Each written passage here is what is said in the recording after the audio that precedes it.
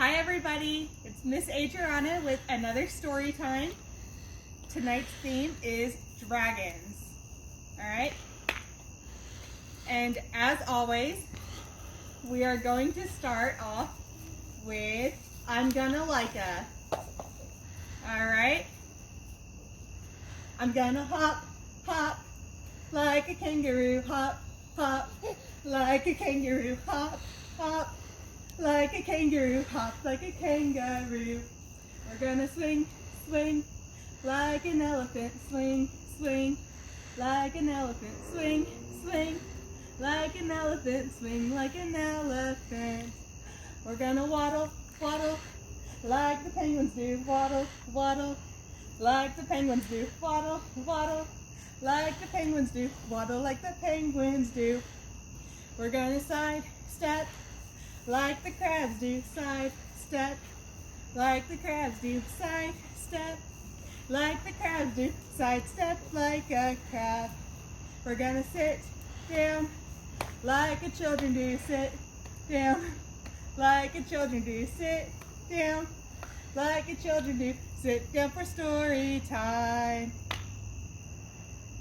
Theme is dragons.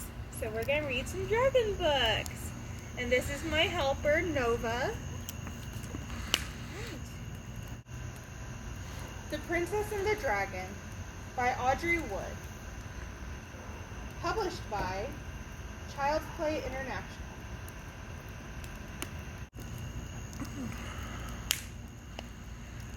Once there was a princess who didn't behave like a princess.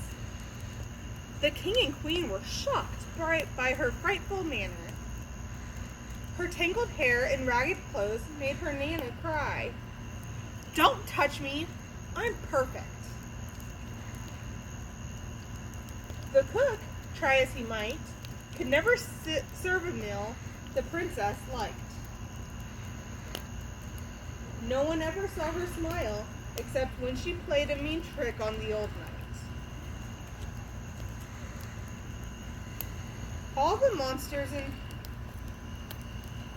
mothers and fathers in the kingdom warned their children not to be like her. Isn't she terrible? One day, a dragon was seen moving into a cave in the mountain.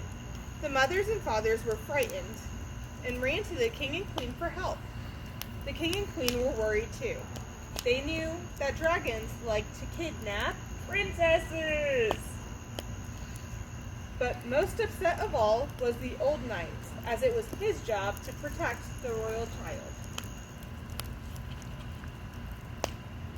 The news gave the princess a mean idea.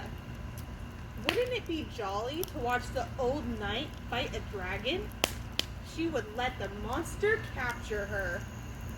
That night, while everyone was asleep, the princess tiptoed out and made her way up the terrible creature's cave.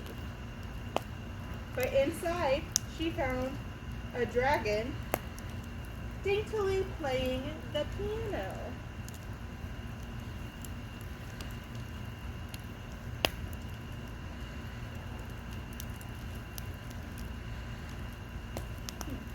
The dragon was not at all what the princess had expected.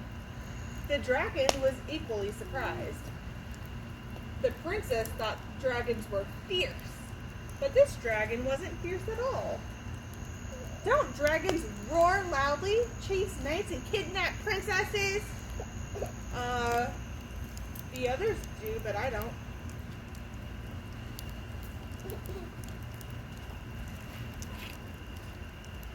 The dragon thought that princesses were gentle. But this princess wasn't gentle at all. The princess knew she could be a better dragon than the dragon. And the dragon knew it could be a better princess than the princess. Suddenly, they both had an idea.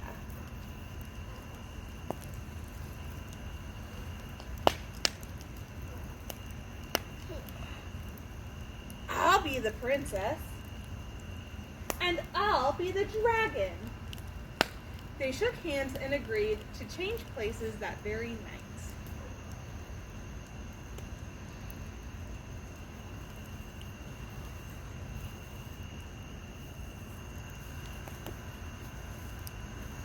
And wasn't Nanny surprised the next morning? "Oh, how lovely you look, Princess." "Why, thank you, Nanny dear." The dragon had put on a lovely blue gown. It curtsied sweetly and wanted some powder for its nose. The king and queen were overjoyed at the change. "Oh, how polite you are, Princess. What perfect manners."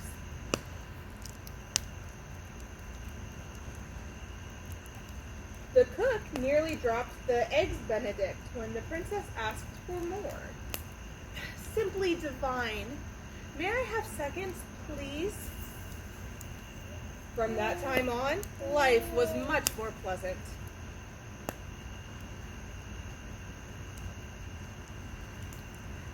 No one really minded the dragon's mean pranks. No one, that is, except the knight, who had to rescue the princess whenever the dragon captured her.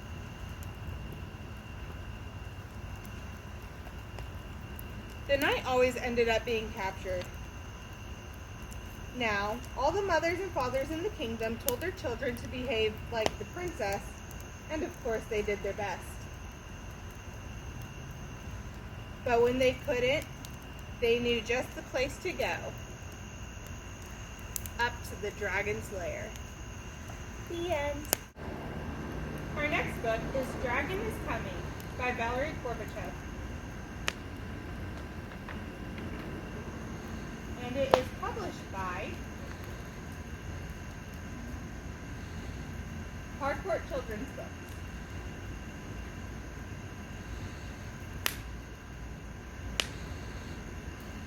One summer day, Dog was watching the clouds.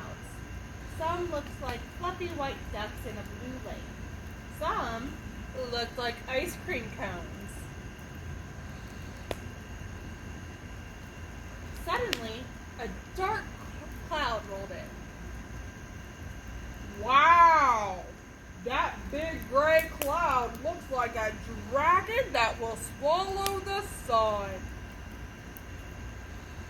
Dog's voice woke up Mouse, who was taking a nap nearby. "Ah! Dragon is coming!" Mouse ran past the Goose Brothers.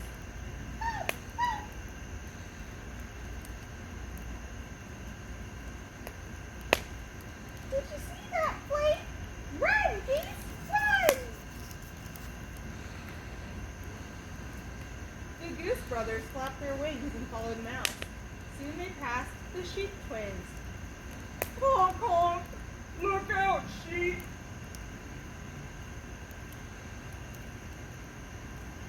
"Dragon is coming! He'll swallow the sun! And we're next! Honk! Did you hear his stomach rumble?" The Sheep Twins stamped their hooves, following Mouse and the Goose Brothers. Soon they met Mrs. Cow and Mrs. Pig. "Bah! Honk, honk! Holy cow, Miss Cow! Follow us, Mrs. Pig!" "Dragon is coming! Did you feel that drop? He's licking his lips!"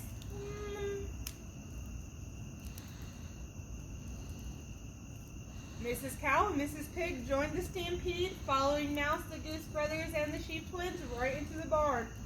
Moo!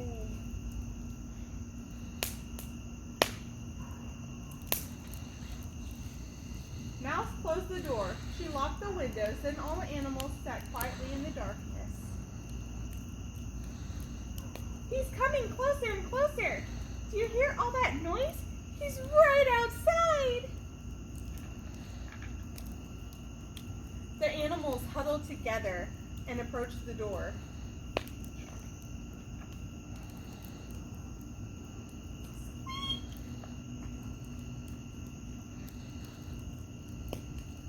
"Why are you all here in the dark?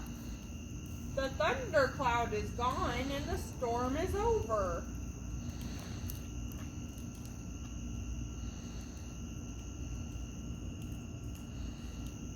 "Thundercloud? There's nothing to be afraid of. Mouse, a thundercloud is big and scary, but it's not a dragon. Oops! I guess the dragon isn't coming after all. Hooray! Our next book is Granny's Dragon by Lisa McCord. And it is published by Dutton Children's Books.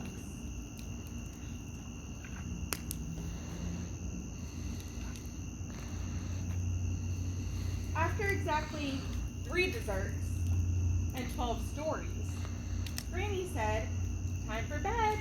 Let's get ready." "Okay, Granny," I said. "Only I better not go to bed because I'm pretty sure there's a monster in my room."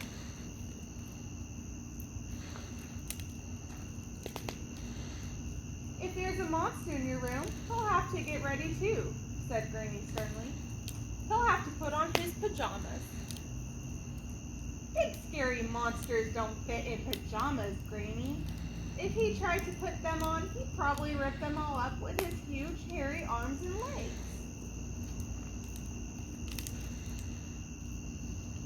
"I will not let any monsters that huge and hairy sleep in your room. He'll have to go out and sleep in the garage," said Granny.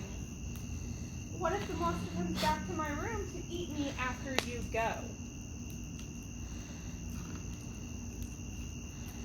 "Lucky for you, I happen to make a stew that is very delicious to monsters.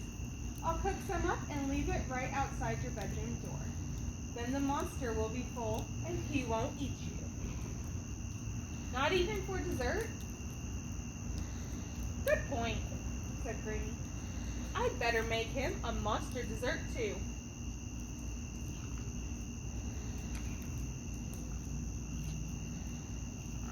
"Okay, Granny, but even if he doesn't eat me, the monster could still scare me with his big yellow teeth." "Well, he'll have to brush his teeth. No one goes to bed around here with dirty teeth."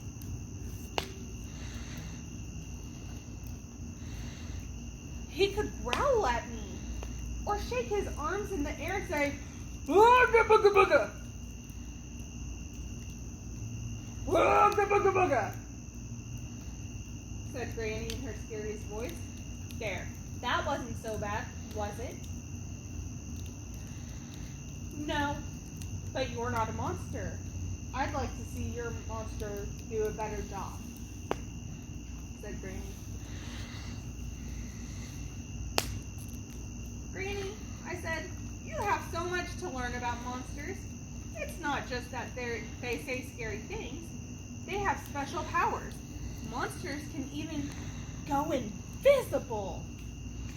So you don't see them, but they're still there waiting to get you."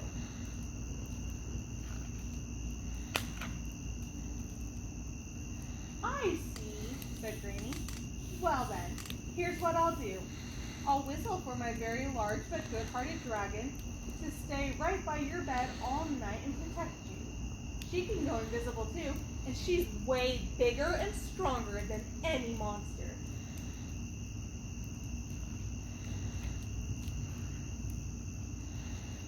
"How will I know the dragon is here?" "How do you know the monster is here?" said Granny. "I just think about him and I know. So think about my dragon too." "Okay, what's she like?" "Well, she's powerful, very, very powerful. One look into her swirly green eyes and even the scariest monsters zoom away back to their monster worlds forever."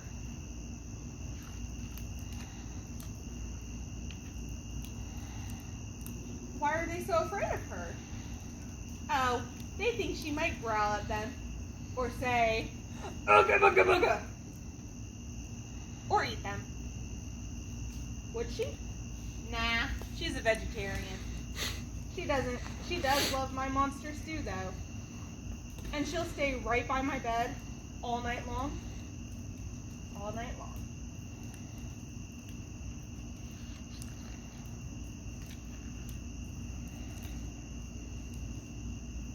I took Granny's dragon to my room. Okay, dragon, let's see what you can do.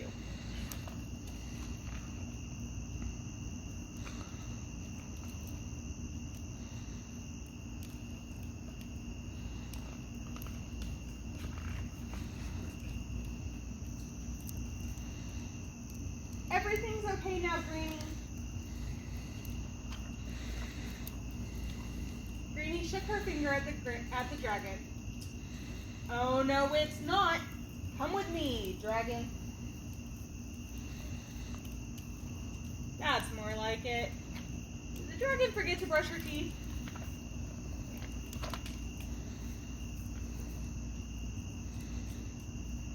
Good night, sweet girl. Good night, dragon.